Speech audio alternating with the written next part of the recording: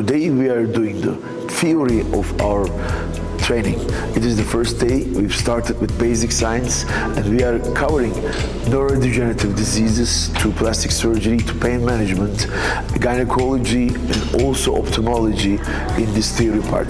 Tomorrow there will be hands-on training and I'll give you more information about tomorrow.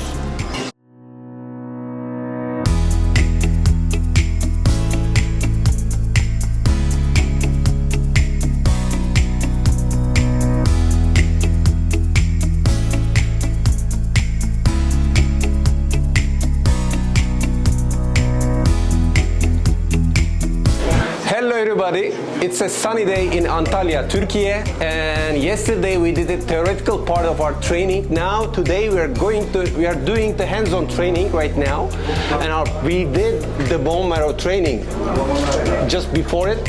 And after that we're gonna do some stem cell injections to our patients for hair regeneration also, and after that we're gonna do an SPF injection for skin rejuvenation purpose.